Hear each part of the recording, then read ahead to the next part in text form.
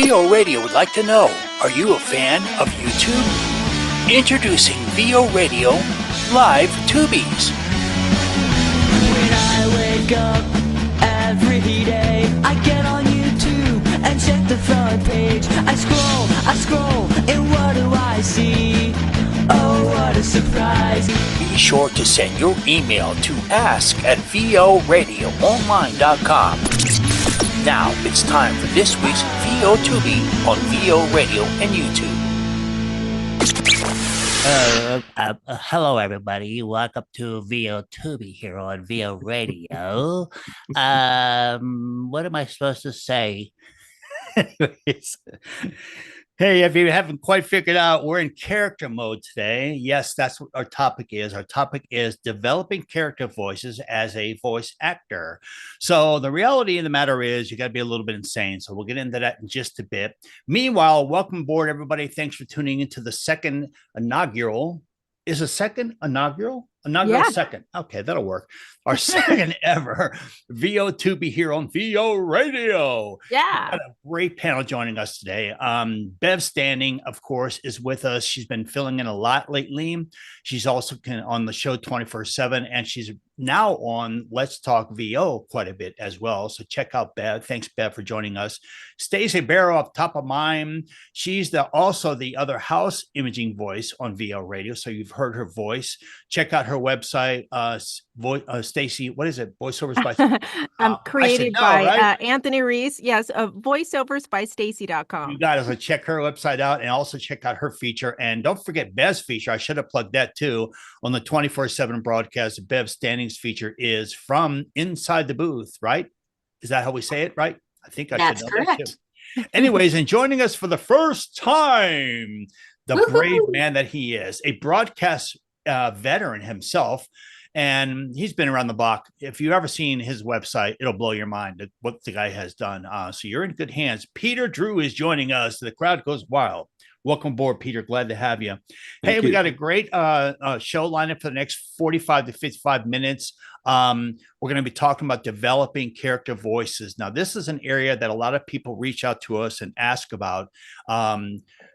Yes, there's voiceovers, there's narration, there's imaging, there's telephony, there's all kinds of different areas, genres, if you will, in the broadcast world for voice-related content. But one of the areas that people really don't focus a lot on is animation, cartoon, gaming, and all that stuff, toys, and all the stuff that requires character voices. Now, one thing that is a misconception is people think that you only need character voice ability to do basically animated stuff or cartoon and gaming. That is so untrue. Just flip through any of your Comcast or Cox or whoever you have cable with and TV, and you're going to find that there are all kinds of character voice work being used in broadcasts as well these days. So it's very important to understand, which we'll talk about here in just a bit, the difference between an animated character and a non-animated character. An animated character is a very cartoony, SpongeBob, you can think of that kind of stuff, Bob Berkins, Porky Pig, and those are more animated, cartoony, caricature character voices. Then you have your non-animated, which is really relying upon your ability to act and perform more than creating an original voice from scratch. The ability to perform and carry a role. Maybe it's a pissed off coach. Maybe it's a drill sergeant. Maybe it's a next door wild, crazy lady, neighbor lady. Maybe it's an angry father. Maybe it's just some kind of a nerd or somebody in a situation. Maybe you're doing the role of a talking giraffe, like in all those Noah Ark commercials we see running out there. Maybe you're a bear in the Charmin tissue commercial. There's a lot of reasons that we have to be an animated and a non-animated type of character actor.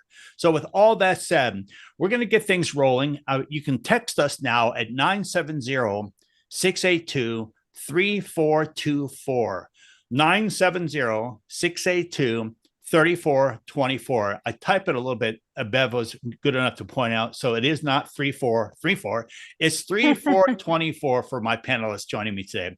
So text us. We get a lot of texts actually. 970-682-3424. And we'll be happy to try to address your text. You can also do it the old fashioned way. Send an email using your icon for your email or whatever you can access to ask@voradioonline.com. ask@voradioonline.com. We want to thank our sponsors, of course, VoiceOver Extra, Vorg, VoiceOver Collective, and of course, Nava. And Tim Friedland is going to be coming pretty soon to join us on the Let's Talk Live again soon, because of all the changes happening in the AI world, the strike, and all the stuff that is going through legislation right now. So really is going to bring up the speed pretty soon in our listeners out there. So make sure to check out Monday and Wednesdays, our live Let's Talk VO. So with all of that said, let's jump into our first segment of part one.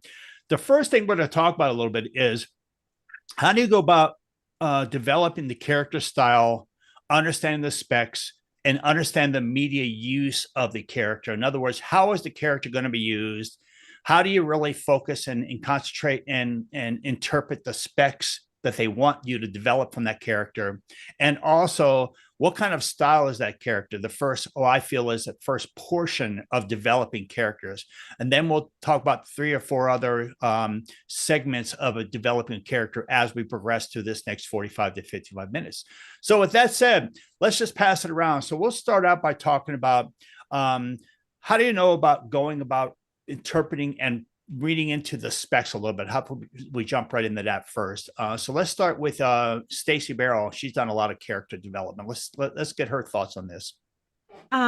One, to kick things off, I want to say that if you're not personally saying something true to your own life, coming from your own head, your own heart, your own thought, you're doing a character, and there's so many examples to draw from.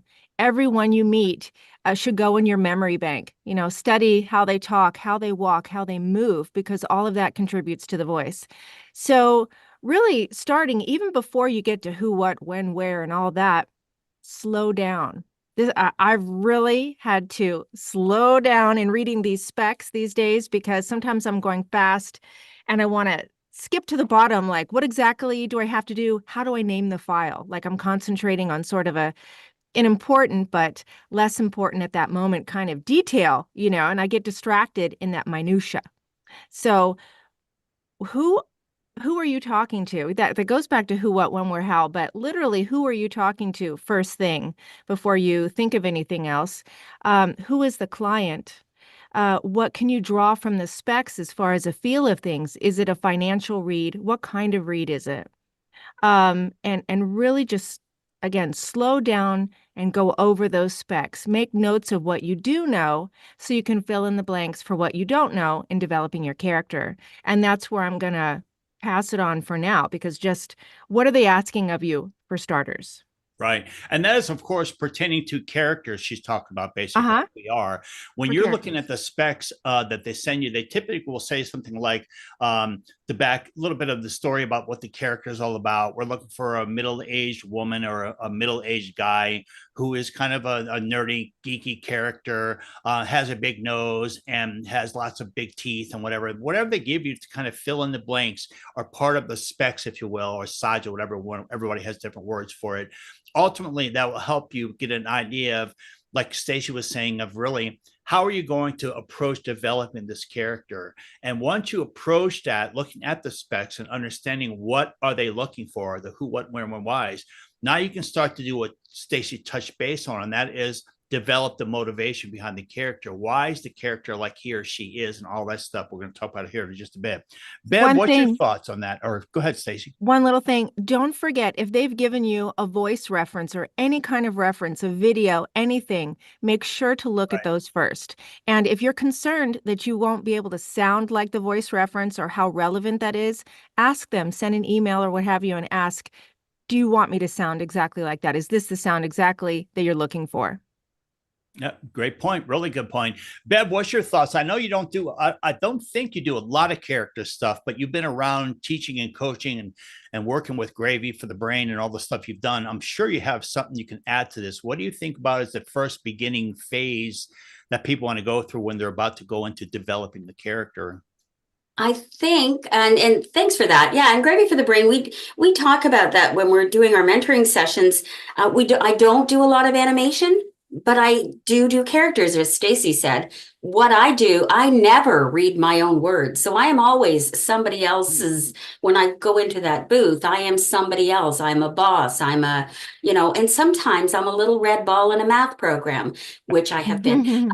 But when I did the little red ball, for example, I looked and said, my first question is, who's receiving this message? So when I was a little red ball, it was children at the age of 5 or 6. And so you speak differently. You want them, you can't go too fast, you can't sound too slow, you have to be cutesy, you have to be, you know. And so when we did this, it was just a little red ball. And I remember it because I was the red ball for a very long time. But they liked this voice. And I did 1 + 1. And so there's a laugh in your voice and you're happy. But I wouldn't do that for a financial thing. You'd be like, Right. oh, well, I'm a little old now and I can't do. So, yes, I do character voices for those that don't know. But I don't advertise that I do character voices because they're Right. just fun jobs that come in. So when you're looking at the script, it's like, who's listening to you? Who's receiving your message? Like if they say middle-aged and you're talking to your grandchild, well, you're probably not 35. They want you to sound stereotypical for character. But if you're doing a corporate thing, middle-aged is 35 to 50, right? So you're not the caricature old person. So I think my main tip here is just pay attention to who's going to receive your message. Absolutely right. And that falls back on what Stacia was nailing for us, is that who, what, when, where, why thing. When you look at the spec, which is phase one, you get the script and they send you the specs or the sides or whatever you want to call it. And you look at it and you think about, okay, what's my first thing? The first thing you got to do is, like you said, know who you're talking to, know the age, the demographic, the audience, and then know a little bit about what ultimately comes down to the specs that they're sending through you. I wouldn't even really worry about reading into the script yet. We'll talk about that in the next block or the block after. But I would definitely focus on those things when you're in the pre-development phase, the specs, and know who you're talking to. The other area that we can touch base on in this block is what is the media? What is it being used for? In other words, what is the media used?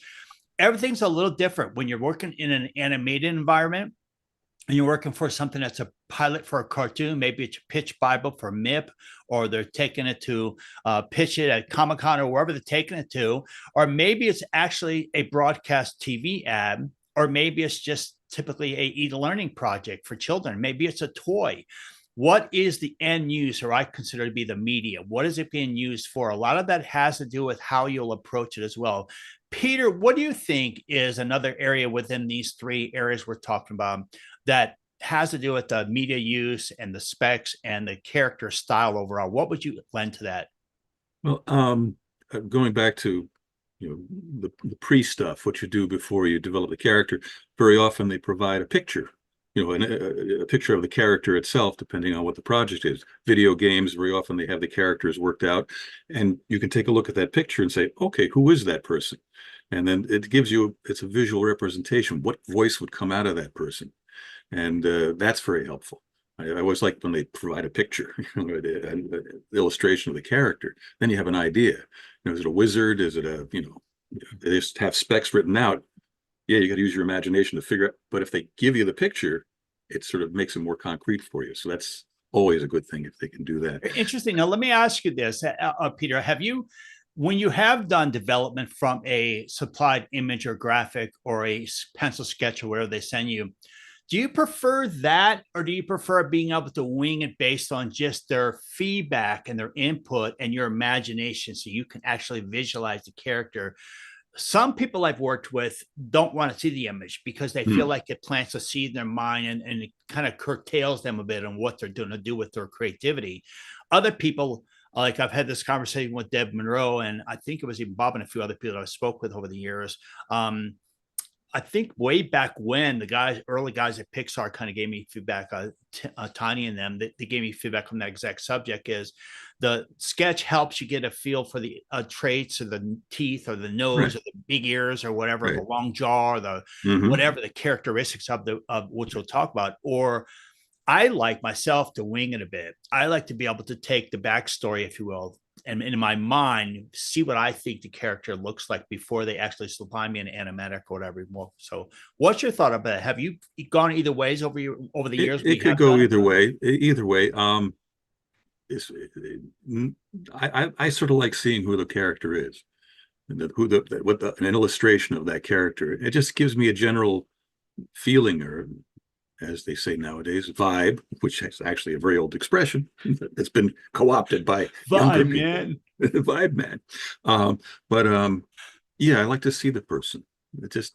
And it's funny because then you see the final result and you say it still doesn't really match the person's face. For some reason, my voice coming out of there, it still doesn't look quite like what I imagine them to be. But it does help me to do that. It helps me set in my mind. And again, people say you don't look like how you sound. Back in radio days, somebody would meet you and say, "Oh, you're the guy on the radio." I said, "Yeah." I said, "Funny. You don't look like how you sound." I used to hear a lot, "Hey, you got a face. You got a face for radio, man." Right, exactly. That old cliche. Thanks, man. I'm not that bad of a looking guy, but yeah, face for radio. Hey, this is a great subject so far. We've talked about the character styling and the specs and the media use and a little bit of who, what, when, where, why type of stuff that makes you get into the mindset of what you're going to do with the particular character they're developing. In the next block, Stacey's going to lead us into talking about the character's backstory and the motivation of what we used for the character development and the little idiosyncrasies, traits, and the personality aspects of developing that character from the specs and from the brief and the animatic and the storyboard and whatever they sent you to cheat on. We're going to talk about that in just a bit. I want to remind everybody, you can definitely communicate with us via text, and you can send us a text through to, as we talked about, 970-682-3424. That's 970-682-3424. So hang tight. We'll be right back here on VO Tubee. Hang on. We're going to the air next.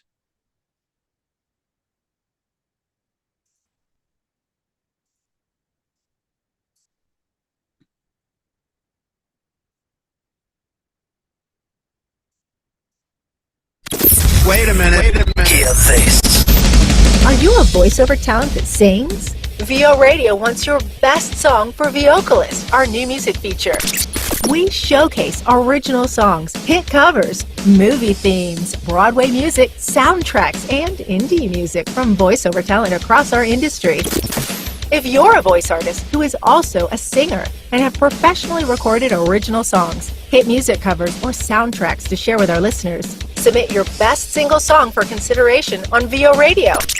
Submit your music in high-quality MP3 and your full contact details using the navigation bar at the top of the website. Then click the Vocalist tab. We will review the track. If it passes our quality, lyric, and sound check, we will add it to the new music feature, Vocalist, on VO Radio. 24/7 internet radio for the voiceover community. VO Radio, it's here for you. VO Radio is a proud partner with NAVA, the National Association of Voice Actors. NAVA is a non-profit association created to advocate and promote the voice acting industry. Here's Tim Friedlander of NAVA with the NAVA News Minute. Hey everyone, NAVA President Tim Friedlander here with your NAVA News Minute update. This week in NAVA News, the State of VO and 2024 survey results were released. The data we collected is extremely interesting. You can check out the results on our website at navavoices.org. We are thrilled to announce that our first annual NAVA Day of Play was a huge success. The Day of Play was a first-of-its-kind event which paired gamers who stream with the voice actors who act in the video games they love. It featured incredible voice actors like Sissy Jones, Jennifer Hale, Mara Juno, Gabe Kunda, Zeke Alton, JP Karliak, and more. We raised over $12,000 to help support scholarships, educational funds, and legal aid for voice actors all over the world. In recent AI news, NAVA continues to fight for legislation around owning the rights to your voice, image, name, and likeness. The two bills we support are the No Fakes Act in the Senate and the No AI Fraud Act in the House of Representatives. NAVA went to Washington, D.C. and made a meet with dozens of lawmakers to show our support for these two bills. Finally, NAVA is excited to be a sponsor of the One Voice Conference in Dallas, which will take place August 8th through 11th. If you're attending the conference, we hope to see you at our booth. Come by and say hi. To find out more info about NAVA, visit our website, navavoices.org. It has been said that all the world is a stage. Like characters in a movie, game, play, or cartoon, we all have a backstory. And VO Radio wants to hear yours. Here's how to share your story. Listen to Let's Talk VO Mondays and Wednesdays at 5 p.m. When instructed, call in live and we will enter your name into our weekly drawing for your chance to be featured live on Let's Talk VO. Then you can tell us and our listeners your story live and on our daily feature, What's Your Story on VO Radio. Tune in live at 5 p.m. Monday and Wednesdays, and when asked, call in and enter into our weekly What's Your Story drawing. What's your story? We want to know. VO Radio. It's here for you. All right. Okay. All right. Welcome back, everybody. Okay. So, we really want to hear from you. It's so fun if you can text us now while we're live on the air here on Tubees. Then we can talk to you about what you want to talk about. Or if you have a question about the topic, you can text us at 970-682-3424. And I have it memorized now, and I'm so excited. That's 970-682-3424. And also, I just want to remind you that we've got live also on Mondays and Wednesdays at 5 p.m. Eastern, Let's Talk VO on VO Radio. So that's fun, where we talk about all kinds of voiceover topics, and we have all kinds of different things that we do. And it's really, I can't believe the kind of information we talk about. And again, just like the other day, I said, I wish I would have known this when I was new. Right. I'd like to thank our sponsors, and that's the Vorg, VoiceOver Extra. We've got the VoiceOver Collective and Nava. So now let's get into a little bit about the characters and talking about backstory, motivation, traits, and personality. Let's dive in a little deeper. Awesome. And I think that everybody out there, and I'm sure Bev and Peter and Stacy will agree with this, is I think once you get what I call the prerequisites or whatever, the pre-academic, the pre-admin stuff, all that done, the script, and you look at the specs and you think about the use and the who, what, when, whys, all that schoolish stuff done, the next part of developing a good character, and any voiceover for that matter, but characters especially, since that's what we're talking about today, is the character's backstory. And my experience, and I'm going to get everybody else's opinion on it too, is the backstory is the best part of being a voice actor, because we get to basically look at what they supply us, the character backstory. If they don't, and they say, well, really unsure yet, we're looking for someone like yourself to develop the backstory for us of this character, if they're in a pre-game development phase or whatever. It's the best part of being able to look at and make up an imaginary life for this character. And you can think about, why is the character who he or she is at this point in time? You get to develop that. You get to play God in a way. You get to actually allow yourself to develop that character's life. Why is she jealous? Why is she insecure? Why is he angry? Why is he a bitter person? What kind of a childhood did they have? Were they in a very healthy environment, or were they in an abusive environment? What made them along the way who they are today? Especially in the gaming world, which is a little bit more hardcore type of stuff. A lot of your female and male battle soldiers are very angry and bitter and pissed off, especially if they're an old vet or an old somebody suffering from PTSD who freaks out every time there's a loud noise or whatever. Their backstory is where you get to develop the characteristics that make them who they are, in what we're talking about, the personality too. So I love that phase. And if you're out there listening or watching this on demand down the road, the beauty of the backstory is it's our opportunity to invent their life. And I find that that's the best place to start exploring, is first know why they are who they are. So the backstory is definitely something you can create yourself, unless they send you a character brief and it says introducing Penelope or Bob or whoever. Bob comes from a alcoholic background. His mother and father were abusive, and so he became very aggressive. And it tells you his little bit of a story of what makes him who he is.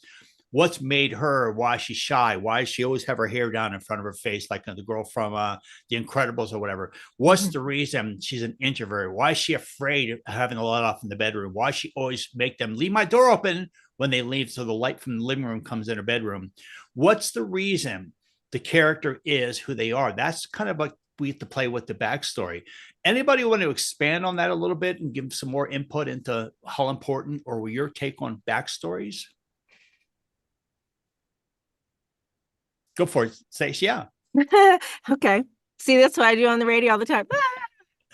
um, you know, if you're wondering, and if you haven't done it a lot, why? Like, why do this? I mean, not only to develop the character, but it helps you to realize how would that character react in certain situations. Uh, so for example, like I'm kind of a goofball. I really should get another notebook or something. I have this funny little notebook, you know, and it's so cute because it says find your own voice. I love that. That's why I got it. And that's why Cool. I've stuffed all these in here. But I actually just made my own little character profile sheets in Word. But I went on the internet and tried to find, if I could, movie stars that look like the character I have in mind, or at least a starting point, you know? So I have Rosie Valdez, for example, and she's a street Chicana. So if I have to put on like a really heavy kind of street Latinx, you know, kind of accent, I think of her. But you know who she is? Well, I made her Juan Valdez's daughter. You know what I mean? Like Coffee her, cup. Okay. like her father is the coffee importer or whatever. And you know, what does she look like? She looks like I just went blank on the real actress's name, Rosie. I'll think of it in a minute and go back to her. But in fact, I just saw a series called it like Stewardess or something, and she was just in that. I was just looking at this character. It's so funny. But what does she look like? She's a hot Latina with a lot of energy. She's a firecracker, and sometimes she says stuff that she's not supposed to. Super high energy, but a tough chick, but with a big heart. You know, how old is she? And when I'm talking, what are my vocal dynamics like? Even me, like even if I don't know how to describe it, what am I doing when I'm speaking like her? You know what I mean? Maybe she's a little more nasally and stuff. And I have a catchphrase so I can remember, and it puts me right in the zone, right at that moment, just to feel like her more. And I recommend, as you're figuring out her backstory, just talk to yourself like you were her, for example. Right. What's her history like? How did she grow up? Does she have a mom and a dad? Did she grow up in an orphanage? Does she have just a mom? Was the mom working? Was the mom an alcoholic?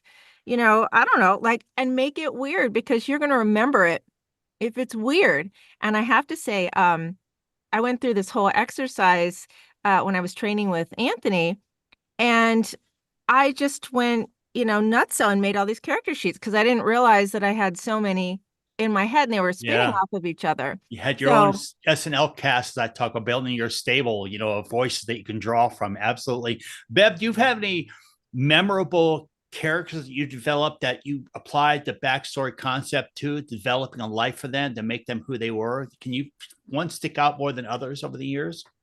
No. We'll be right back, everybody. Yeah, that's not my improv skills at its best. Not really, because as I said, I haven't done a lot of character work, but I do want to share a little something.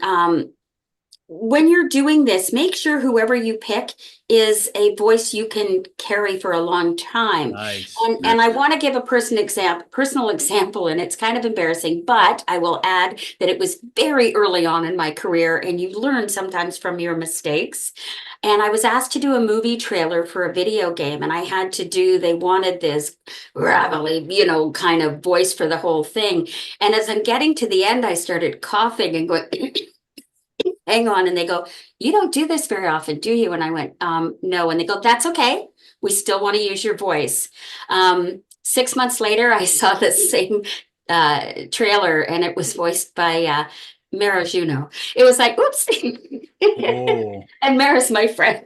Right. So good for her. And she was probably in, you know, the video game. But it was like, wow, I should have thought about that and learned how to make sure. And a perfect example of that is Rick Sellers. who's been the voice of the cartoon character, the General, And not on many the people General know that. Insurances Yeah. Oh, for yeah, how yeah. many years? If Oh he my had Some gosh. a time. voice, he Yeah. couldn't have carried on.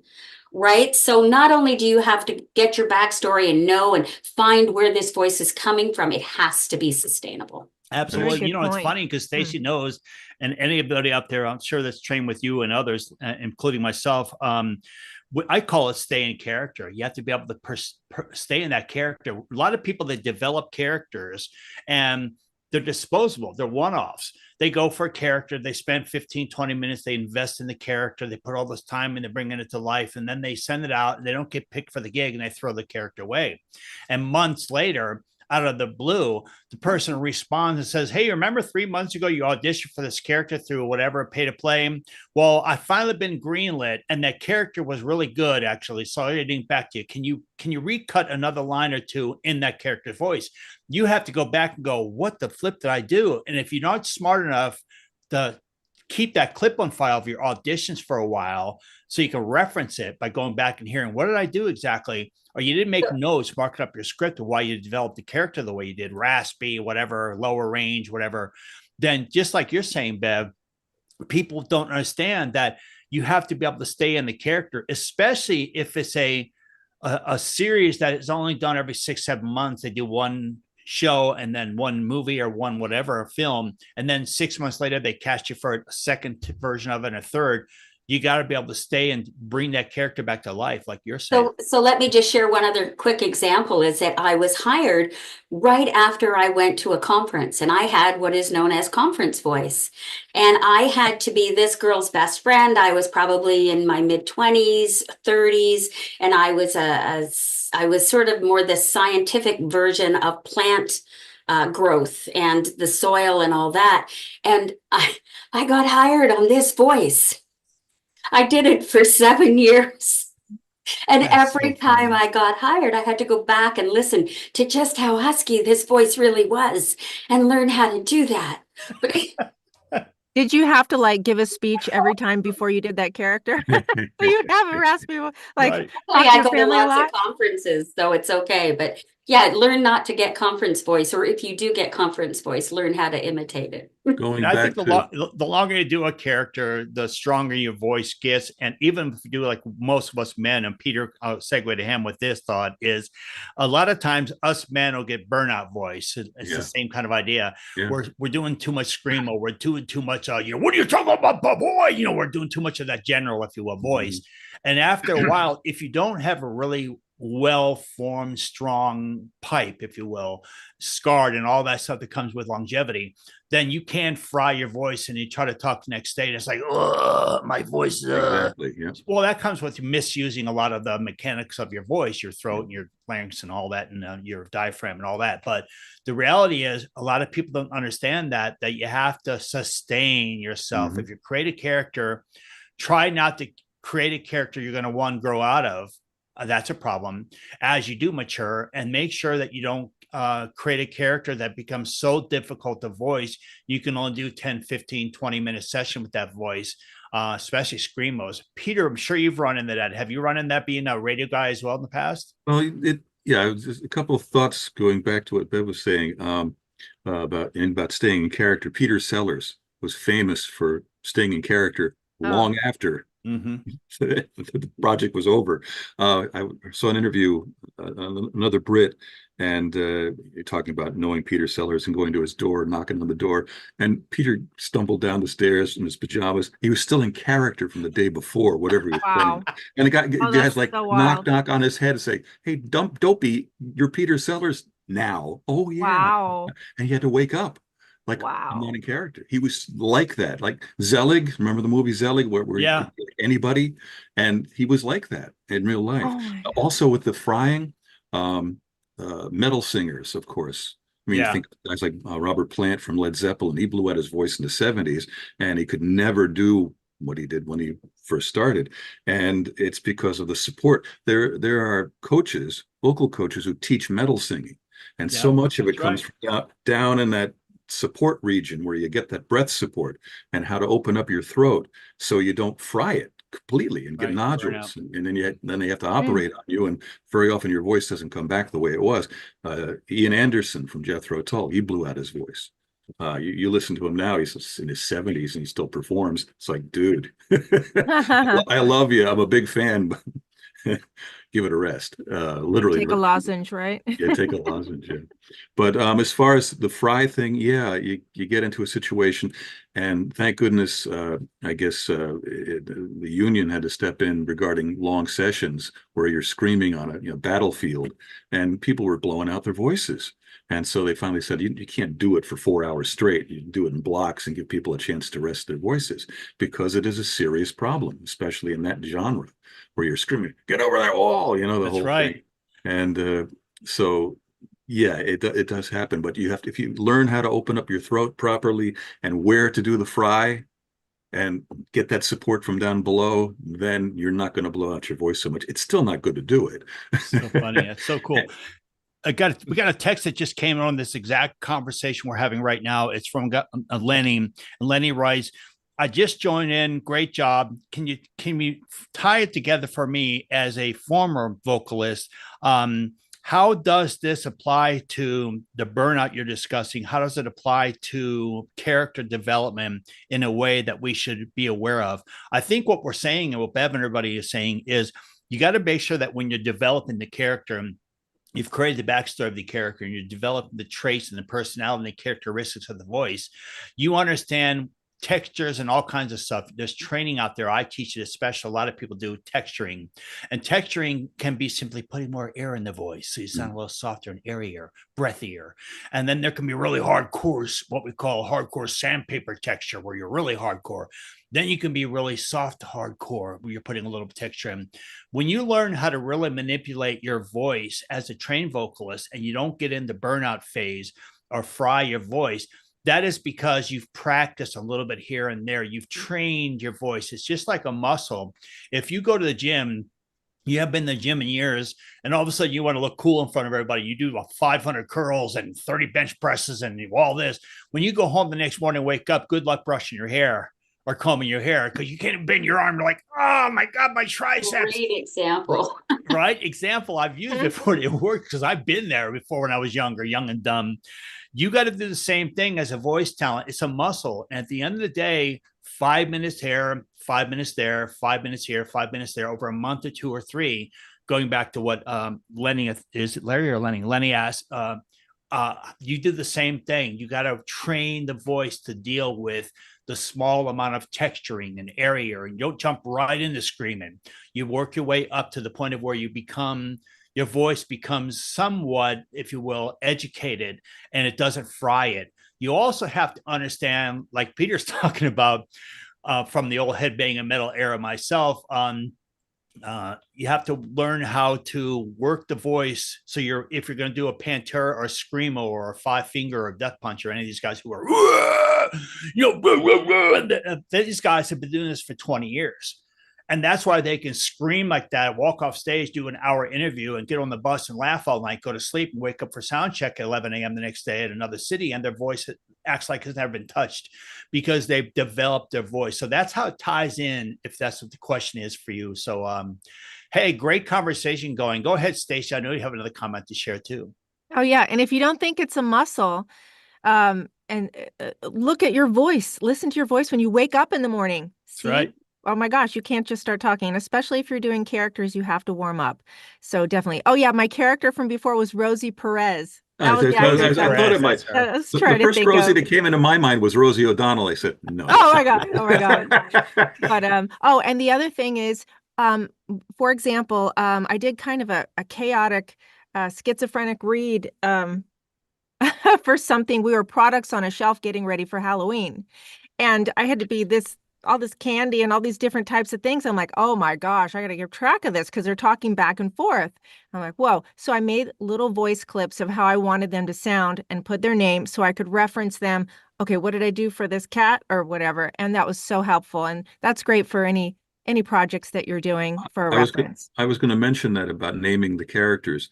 Before mobile phones, I would be in the car doing strange voices, and people be looking at me, staring Oh. at me. Now people talk on their Yeah, phones yeah. all the time. They don't even think about it anymore. But I'd be sitting there, and you name them, and you write them down, and you keep them. Yeah. Right. You type them in the phone, whatever nowadays you want to do. It makes me sound so old. I But know. Oh my God. yeah, it's naming them and keeping a catalog. And you have a Yeah, project stable. to do. You have a project to do. You go back and Fred would be great. That's You know, great. I or- can't or- believe you're saying this or because Stacy Francine. knows. I think Bev might even, I'm sure the guys at the Gravy for the Brain do. I teach people to create a stable.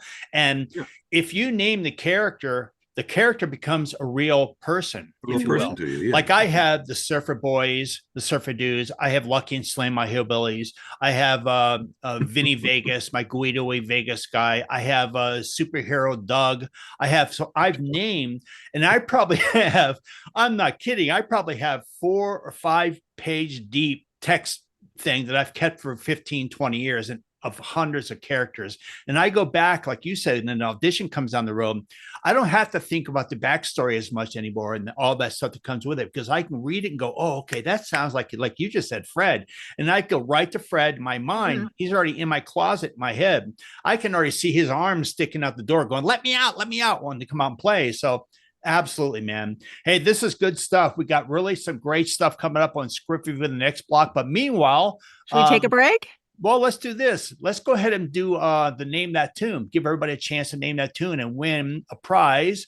And we are going to be winning a complimentary, I think, a lesson or online training package, workshop package from Get Mic'd from Miss Deb Monroe or a Great. 24/7 show. So, and we're going to first let you know who the winner was from last week's Name That Tune. So the answer last week, if you didn't guess it last Friday, was the song we played was Jump from Van Halen. So Mhm. Jump from Van Halen. One person said Jump from David Lee Roth. And I kind of went, who? David who? Just kidding. Ha ha ha ha. Van Hagar is my Van Halen. But yeah, that's the old school early Jump with David Lee Roth, which is really what caused them ultimately, a little music trivia, to start to break up, because Dave didn't like the idea that Eddie was wanting to play keyboards and stuff now, and that was wimpy and poppy, and Dave was a bare ego, and how dare him insult Van Halen. Well, it became their biggest hit ever in the history of Van Halen's, next to Best of Both Worlds and Right Now and stuff. But so the song was Jump from Van Halen, and our winner was I got it written down here on the pad somewhere. Who You want me was to say it? Can I say it? Yeah, you can say it. Alicia Norton. Yeah, Yay! she won it. So she gets my beginner or intermediate online course up to $149 value for free for naming that tune last time. So meanwhile, let's go ahead and do a quick Name That Tune, and I'll let us have a shot at that. So hang tight. Let's go for that. Are you a music buff? How good is your musical knowledge? Here's your opportunity to prove it. It's time to play Name That Tune here on VO Tubee. Name that tune correctly, and you could be our next winner. VO Tubees on VO Radio. It's here for you. All right. So why don't you go ahead and set us up and tell them what they need to do in order to win after they hear this, Stace. Okay. They go to the VO Radio website and they submit their answer. Good answer. I'm using all logic. I'm not referencing anything anymore. It's just me. Okay, it's all on the VO Radio website. Anyway, all of it, everything that we do, there's always a little spot for it, something you click on, and then you submit, and it's so cool. Very cool. That was pretty close. Basically, all they got to do is name this tune. We play a 7 to 10 second bite from the song. Some are current, some are classics. So you may have to possibly have a little bit of music background or know your musical library. And then you go to the website, go down to where the contest form is under listeners, fill out the appropriate form. There's one for the Let's Talk trivia, and then there's one for the VO Tubee Name That Tune trivia. You fill it out with the correct song, submit it like Alicia Norton did and won last week. And that's all there is to it. And then we randomly will draw the winner before next Friday's show who won this week. So every week there's going to be a winner that names the tune correctly. So, all right. So everybody ready? And nobody say the answer, okay? Yeah, right. Don't say That the was so answer. funny. Oh, Mark, bless your heart. All right, here we go. Bless your heart. All right, here we go.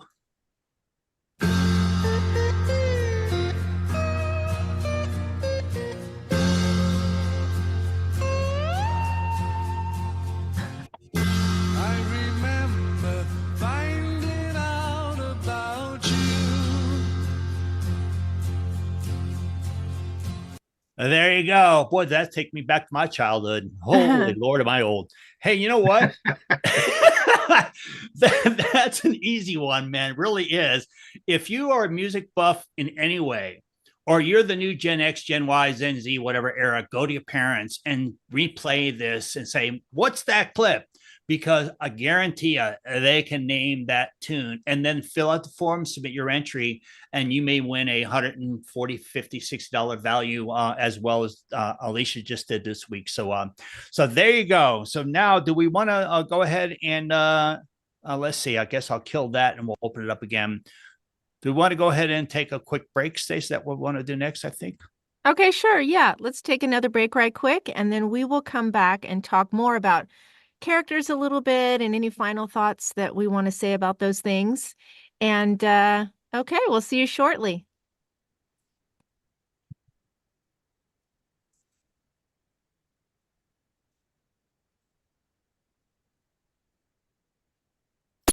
VO Radio would like to know, are you a fan of YouTube?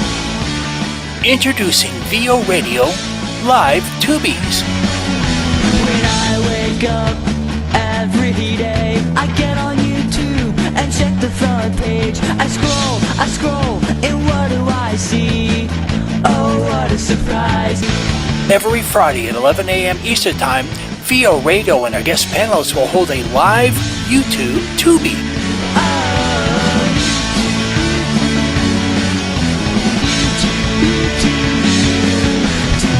Join us for live video discussion on YouTube as we start our series, VO Tubies.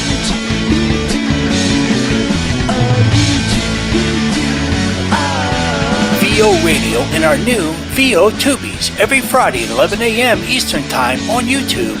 Just search VO Radio on YouTube or check out our YouTube channel VO Radio under Live Tubies. VO Radio Live Tubies Fridays at 11 a.m. Eastern Time. This is Christy Bowen with the Tennessee Voiceover Studios News Minute. 158 performers are on the Emmy ballot for Best Character Voiceover Performance and Best Narrator.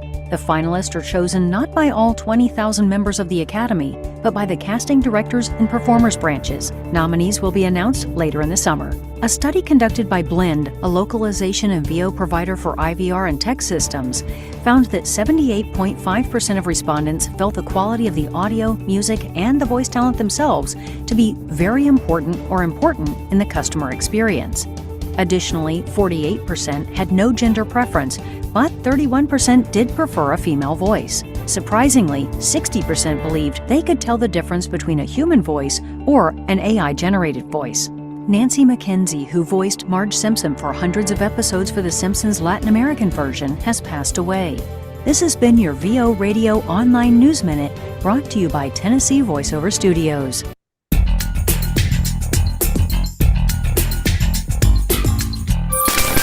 You've tapped the stream.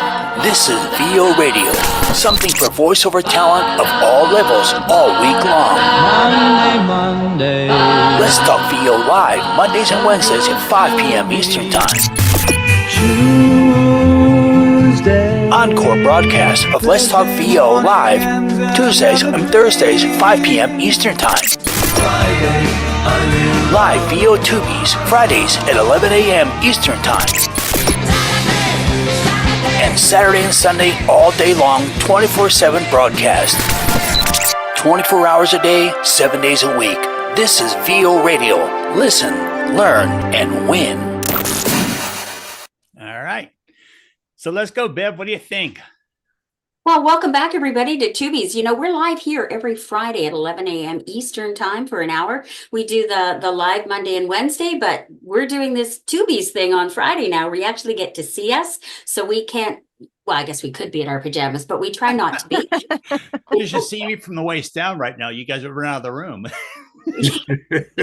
I mean, I love my SpongeBob SquarePants underwear, but Okay, That's I'm really wearing a being in thong. character. Speak that nice segue to characters, Anthony. there you go. If you have any questions or Exactly. comments you want to address the crowd here that's you're looking at, text us at 970-682-3424, and Anthony's monitoring the text room.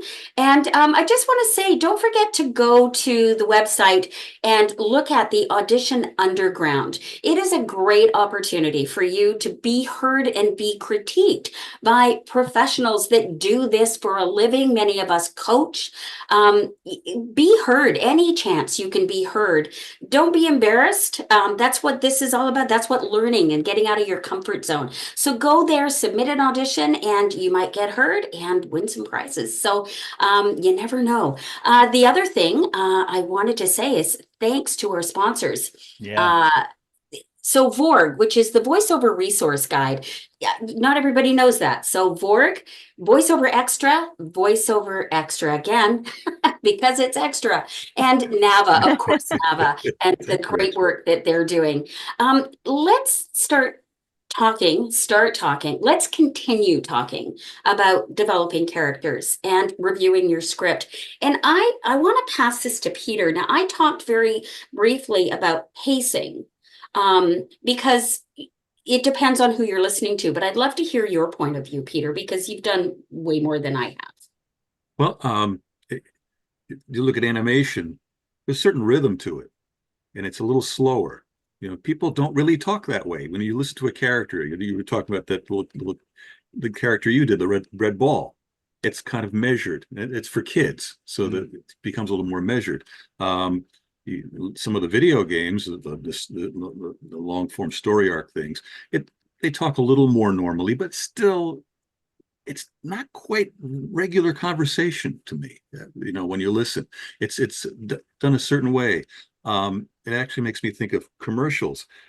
The way that people are being directed, you hear these strange inflections that you didn't used to hear many years ago. It was they'll put a little twist on a word, and it's almost like we want things to stand out more, make this point. So make the inflection a little odd.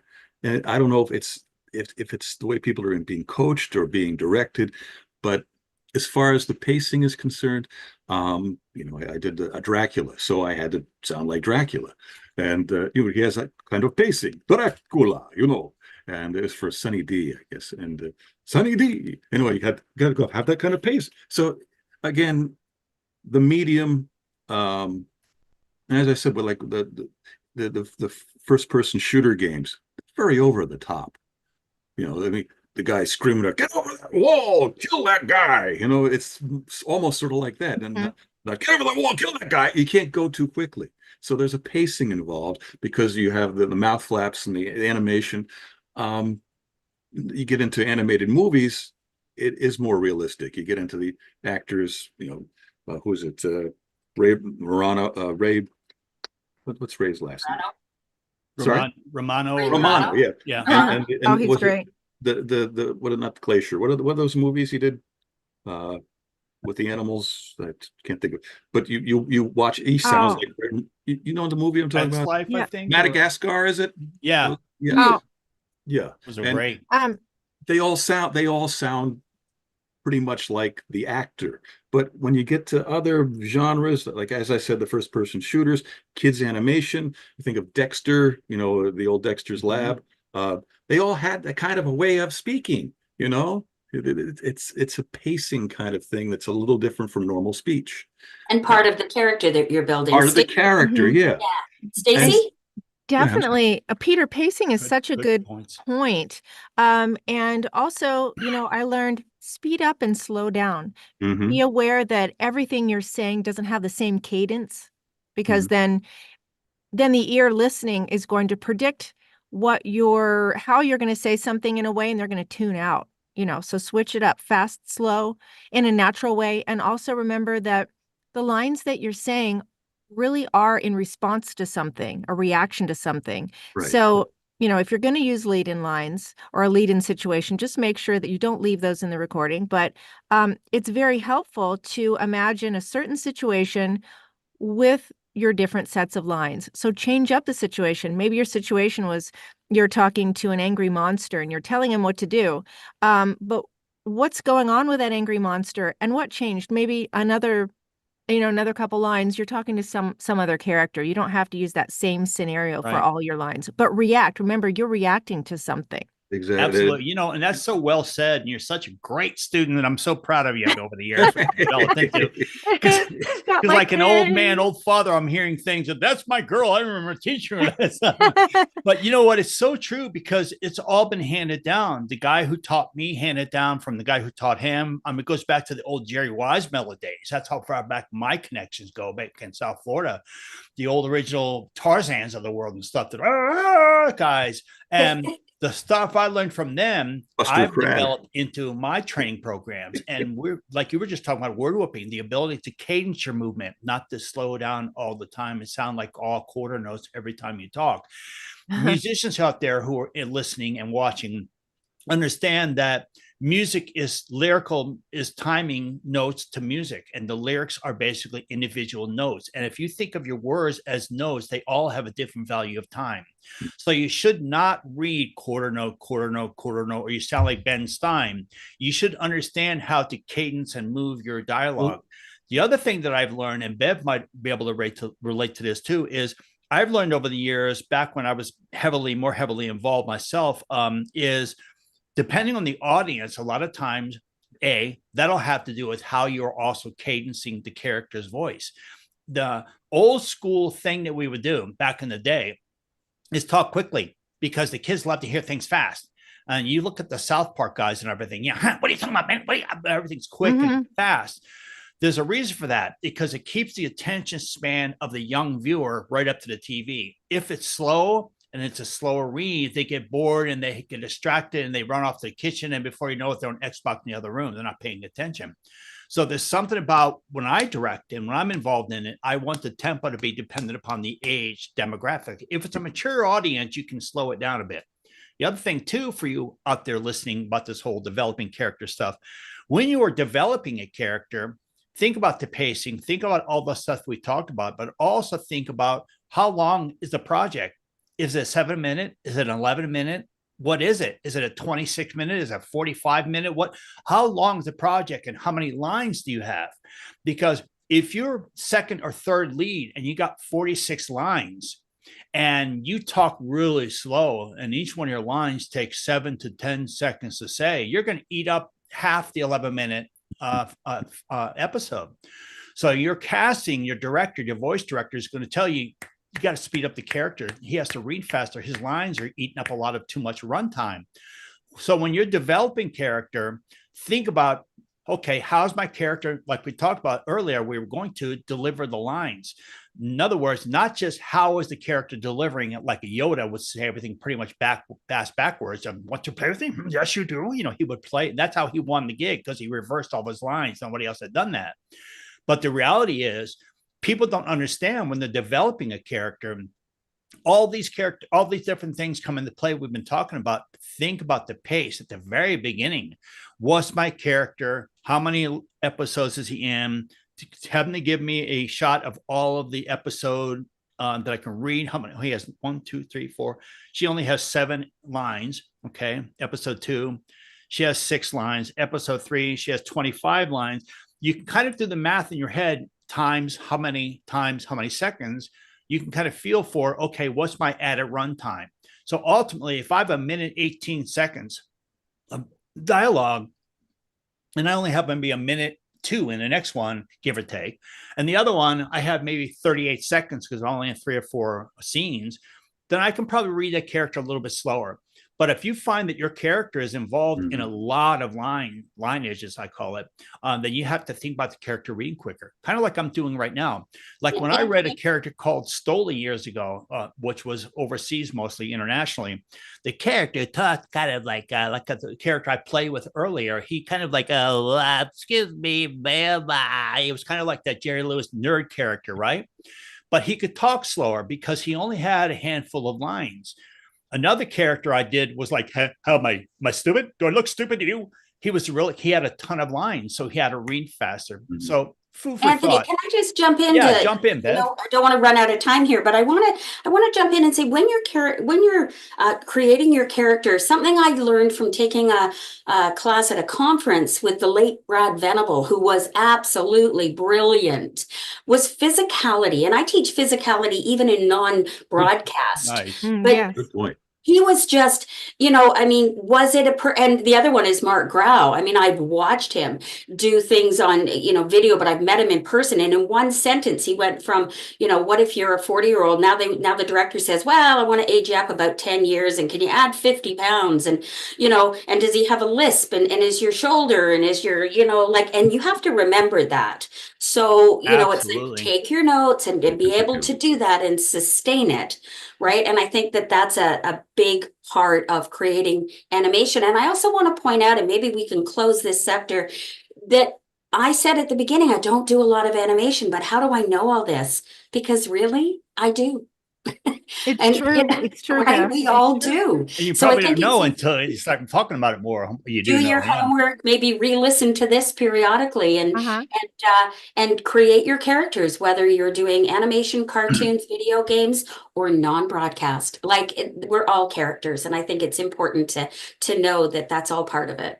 I was Cool. gonna men- Great Any points. other Go ahead, texts or Peter. I was going to This- mention. I'm sorry. I was going to Okay, mention Peter. regarding the pacing thing. It does go back to pretty much anything you do. I mean, e-learning. I've got some really boring e-learning stuff, and you get into that rhythm, and you start sounding the same line after line, and you have to remember, people are listening to this, and you have to make it more conversational. And I do some stuff for the nuclear power industry in the Middle East, and it's all safety related and very, we don't want the plant to blow up kind of stuff. Don't push that button. Oh my God, I'm glad it's safety related. Well, actually, they had mistyped something. Oh They my- said, "Don't push that button," when it should have been "push that button." Oh, And oh I my brought it up to God. them. I brought it up to them, Oh, and my they said, Lord. "No, we're leaving the copy. That's the way the copy was approved." Like, well, I hope the plant doesn't blow up. That is great. Wait, I'm really glad that we're connected to you, Peter, and we like you very much, and we realize you have a lot of power here. Hey, what I could blow up the awesome Middle East. deal, Tubee. I want to get to a couple texts and email before we wrap up for this week's Tubee, because that's why people send these in. So we got to Lenny earlier. Another one came in that I was put on the screen here. It says, this is from Mike. And Mike wants to know via email, how many characters in an audition should I actually submit? I think he might mean how many characters versions should I submit? So I'm not sure who wants to tackle that. Bev, you want to run with that a bit? Sure. It would be the same as if you're submitting an audition. You'd maybe do a maximum of 3. If you're submitting an audition that's a character, give us 3 versions. Don't slate it. Just give us, we'll listen to the whole thing. But don't give us more than 3. And make sure they're different. And you know what? To expand on that thought just for like a second, if he means, let's say there's several characters, how many should you audition for? Just in case, if he meant that, I would pick 2. Don't be overwhelming. That's very cool. Peter, what's your thought on that? As far as the How number many of character characters. auditions should he submit in one submission? Yeah, you don't want to do too many because you should be only trying for the roles that you're suited for. Right. I got an audition last week, I guess it was, and there were several different age ranges and characters, and I can't do that guy. He's too young. I can't do this guy. He's too old. This guy's just right. So I did 1. Now I could have done all 3, but I just knew that it would just sound silly if I tried to do that. That makes So sense. you have to look at the characters, and if you're not suited for it, you don't have a voice for it. As you're talking about your bank of voices, Right. and you don't have one in that bank. Well, you've been developing your bank for 10 years. you might not be able to come up with one on the spur of the moment. Right. That's so if you funny. haven't done that voice in 10 years, you probably aren't going to get that voice Probably now. not, right? We were Yeah, just talking about that on Let's Talk VO the other night. Stacey might remember. I don't know if you're with us or not, Bev, the other night. We talked about that briefly, about make sure you can deal with the age appropriate audition. If it's for a 10-year-old, 11-year-old boy and you're a 70, 60, 50-year-old man, you're probably not going to audition for it. So don't waste your time. So that's really good. One final thought on that, and we'll move to one more here that came in by text just now. I would recommend that you consider, like Bev said, I'm a believer in 3-strike rule. I know Jesse Adams and other has mentioned that 3 strikes and you're out kind of thing. Submit, if it says submit your best take, then you only want to send them 1. But if it doesn't say that, then feel free to give them at least 3 swings at the plate, if you will. But I recommend don't just give them 3 takes, give them 3 versions. A take is just repeating the lines with a little bit of musical change or whatever, or maybe a pace. A version is, in my opinion, a character work, especially, and it applies to everything. Give them 3 different characters. If you can develop character 1 and a character 2 and a character 3, then go for it. You know, some actors out there, voice actors, can develop 2, 3, 4 different characters for the same potential audition. You've increased your odds by what, 30, 60, 90% more of landing a gig if you offer them 3 different takes of that character. So let's say the character is the lead, you want to rather land it, send them 3. I remember years ago, I actually auditioned for Archer, believe it or not. I was invited to audition for that. And the submission that I sent was a really conversational kind of guy. He just talked kind of, you know, was a very straightforward kind of guy, which ironically is kind of close to what they picked. Then I sent him a really kind of a spyish kind of Bonds guy who had this kind of a European flavor. He had a little bit of a something going on. I didn't get it, obviously, but I did get a call back. And so I did something right. So definitely 3 strikes your rule, you're out, is what Bev said. I agree with that totally. One more, and then we'll wrap things up. This is from Jerry. Oh, that applies to what you just said. He asked, if the character is not right for me, should I even bother auditioning anyways? I think Peter just kind of hit on that. Bev, what's your thought about that little extra input into that for him? Yeah, I would say if the characters, if you've reviewed it and you've deciphered it and, you know, tried your best and it's just not right for you, hit delete. But that doesn't mean, in my opinion, when you're learning, that you shouldn't try. You know, look at it, record some stuff and go, yeah, that's not for me. But that's how we learn. You know, people always ask when I'm starting, what genre should I do? And it's like, well, I don't know. What can you do? Well, I don't know. Well, how do you know? You try. But then you don't hit enter. You don't hit send. You don't, you know, you just hit delete and go, nope, that wasn't my guy. Right on. Stacey, any thoughts about that? I would say if you are going to hit enter, make sure that your first take, and I struggled with this a lot, and I finally am comfortable with the answer. I got to hear enough people say, put the take first that sounds truly like those specs, so much like really good. And then if you're going to do a little more wild or a little something else, that can come after. But don't do something off spec and off topic because they may not get to hear the next ones, you know. Excellent. Well, there you go, Jerry. And I think Peter already gave you a little bit of feedback as I did. So there you go. Hey, thanks for listening to VO Tubee today, developing character voices. We could have expanded for 3 more shows on this. There's so much more involved in it. But we did touch base on understanding the specs, creating the backstory, finding motivation for the character, what traits, idiosyncrasies does the character have, what's the backstory, what's the personality of the character. We talked about a little bit pacing, the line delivery, the performance part of, don't forget about the performance. Don't understand why to deliver the lines the way the character does, the tempo and the pacing the character does, and what application, what media is it being put into. All of that stuff goes into play. Yes, there is a chronological order. I'm a believer in you start from the base and you work your way developing the character. There is an order to the madness or method to the madness, but you can check out all of us coaches here at VO Radio, all of us who have experience in coaching and teaching animation and character voice work have a different yet the same madness behind why we approach what we do. So you want to check that out. So I want to go around the table really quickly like we do and let everybody give their last thoughts, and then we'll wrap up this VO Tubee. Bev Standing, will you have any final words to part with our viewers out there? Since we're talking animation or character work, I just want to say, really envelop it, become that character, have some fun with it.